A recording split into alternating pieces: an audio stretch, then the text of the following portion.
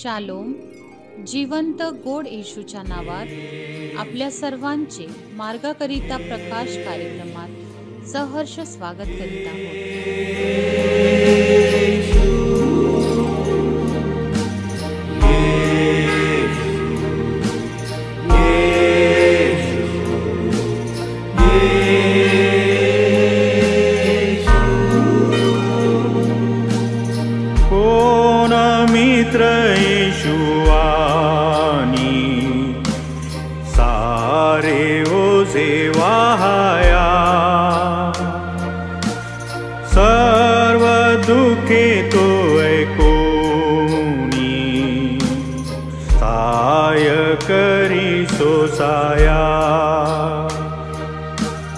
त्याकडे कधी न जाता आम्ही अवमानितो.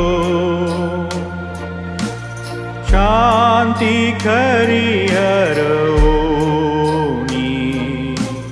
शोक किती करीतो.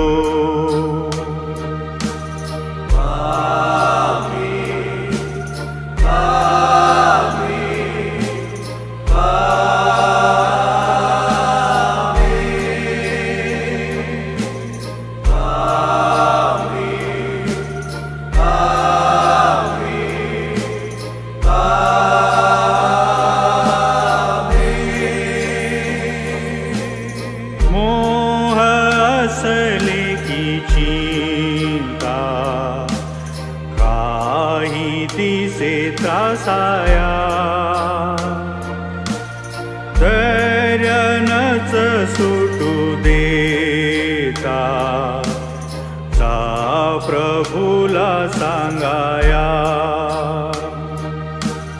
सर्व दुबळ्यांस पाहे चित्तवृत्ती जाणतो.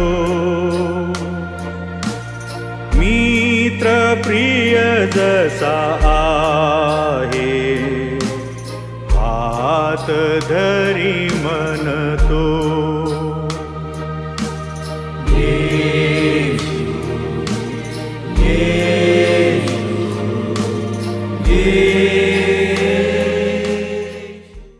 आजच्या म्हणण्यासाठी देवाचे वचन लुकृत शुभवर्तमानाचा 14 अध्याय वचने 7 ते 11.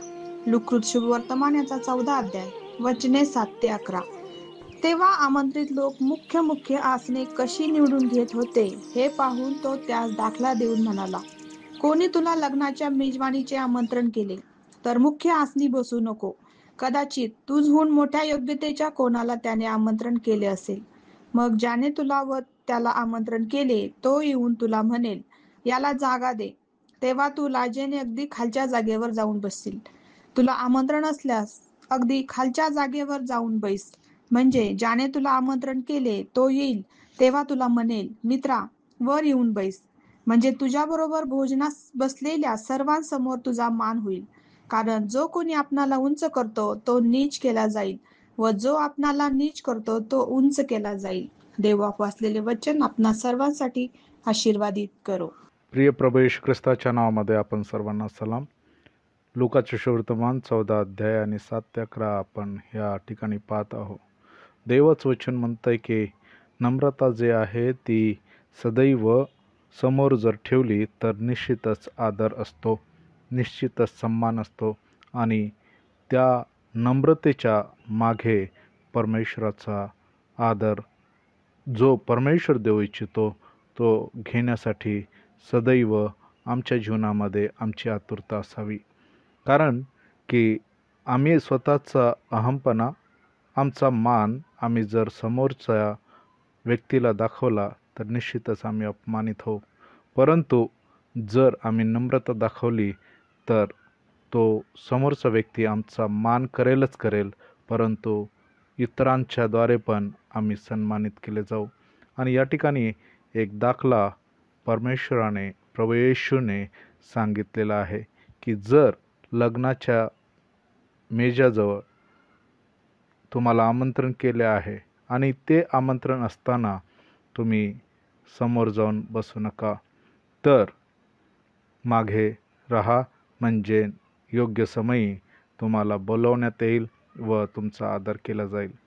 अनेक वेळा आमच्या जीवनामध्ये आम्ही पोझिशनच्या आणि आमच्या मानाच्या आहारी जाऊन अनेक वेळा आम्ही अपमानित होतो.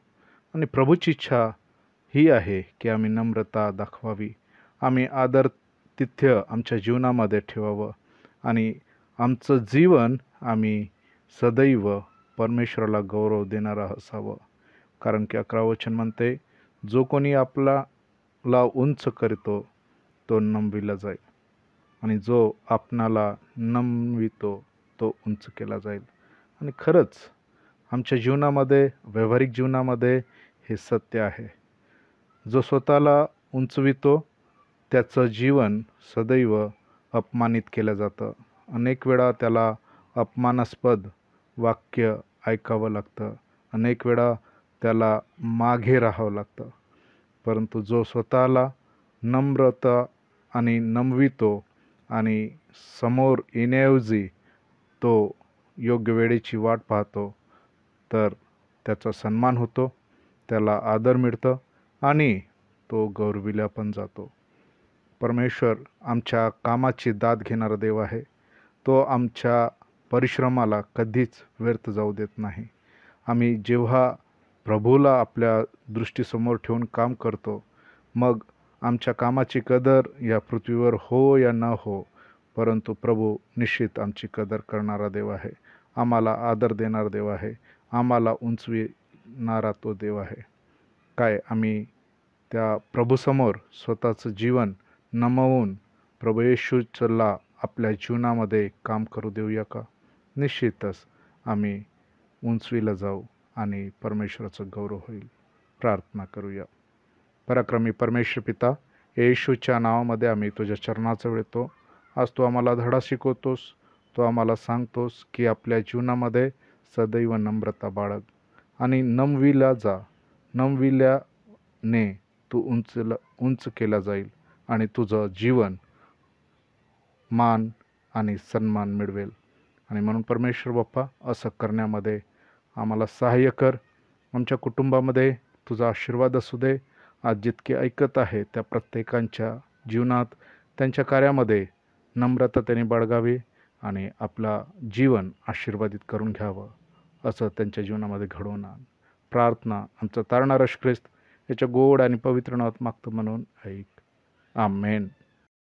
सही उपाय केले जा प्रभूला सांगाया, मित्र जरी तुच्छ मानी जा प्रभूला सांगाया, तोची सखा सर्वाहुनी सिद्ध अंगीकाराया.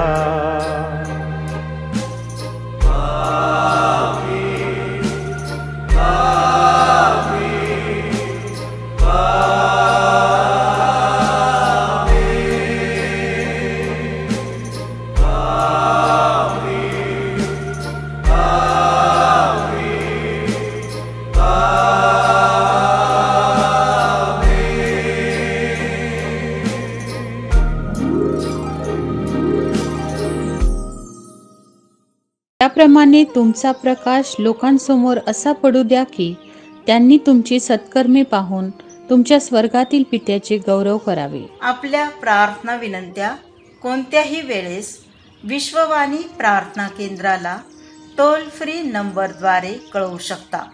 आमचा टोल फ्री नंबर 1-800-2700-333. आम्ही आपणासाठी या नंबरवर प्रार्थना करण्यास उपलब्ध आहोत. धन्यवाद.